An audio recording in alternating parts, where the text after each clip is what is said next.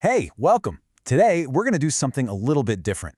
We're diving into a really charming and funny story called The Princess and the Dragon to pull out 5 super useful English sentences. So let's get right into it and see how a simple fairy tale can actually level up your vocabulary.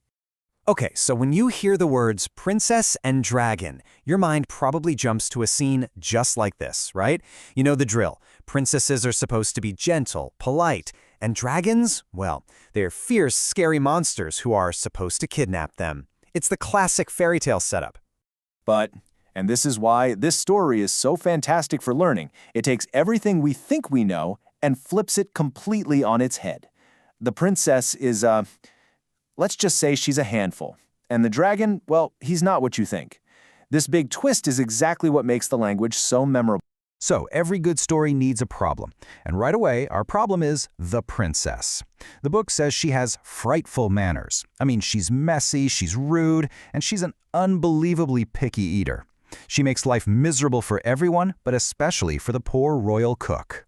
And that brings us to our very first phrase. This sentence just perfectly captures that feeling of trying your absolute hardest but still getting nowhere. You can almost feel the cook's exhaustion and his desperation in this one single line. Try as someone might is such a great phrase. It immediately sets up a struggle. It tells you that a character is putting in all the work, but they're just not getting the results. It really highlights a challenge that feels almost impossible. I mean, the cook literally tried everything: spaghetti, meatballs, cake, and she hated it all. You could use this for yourself too. You might say, try as I might, I can never keep my desk organized for more than a day. It just perfectly captures that feeling of fighting a losing battle, you know? So the princess is super bored with her life and decides it would be, in her words, jolly to get captured by a dragon. So she just marches right up to its cave, fully expecting to find some terrifying fire-breathing beast, but what she finds is a total shock. She walks in and, yeah, this is our second key phrase. It perfectly captures that moment when you walk into a situation and realize what's in front of you is completely different from what you had pictured in your head. So the phrase, not at all what someone expected, isn't for when things are just a little bit different. Oh no, it's for when reality is the complete opposite of what you thought it would be. It really emphasizes that feeling of total, utter surprise. Right, so in this story, she's expecting this huge monster, and instead she finds the dragon delicately playing the piano. You could totally use this in your own life. Like, imagine telling a friend, hey, that new coffee shop was not at all what I expected. It's also a library. It's a great way to describe a really pleasant surprise. Okay, so now we have our 2 main characters together, and it turns out they're both totally miserable. The princess hates being a princess, and the dragon hates being a dragon. And as they're sitting there complaining to each other, inspiration strikes. And then boom, this happens. Our third phrase captures that amazing, spontaneous little spark of creativity. You know, it's that aha or eureka moment when a solution just seems to appear out of thin air and changes everything. The most important word here is, of course, suddenly. This idea didn't come from hours of careful planning. Nope, it was a quick, unexpected flash of brilliance that solved both of their problems all at once. And their big idea? To trade places, of course. It's genius.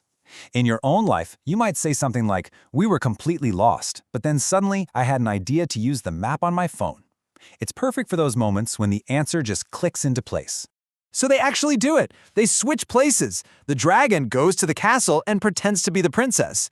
And the result for the king and queen is, well, let's just say it's a very dramatic and very, very welcome change. So now they're faced with this polite, well-mannered princess. And the king and queen don't just feel happy. Their reaction is described with our next powerful word, overjoyed.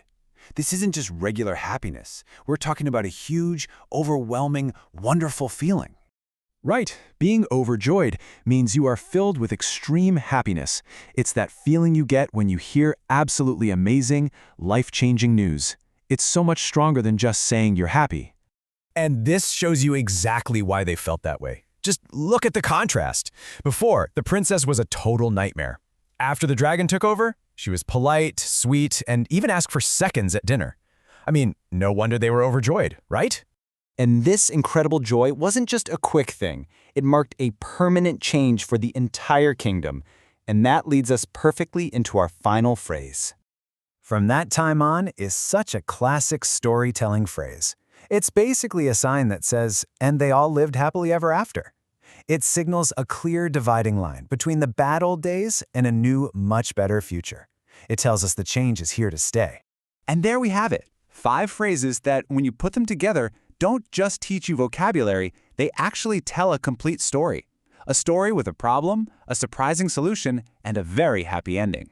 So let's just quickly trace the story's path here. It starts with frustration, right?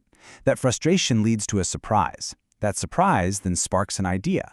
The idea leads to joy, and that joy finally creates a whole new reality. See how these phrases build on each other?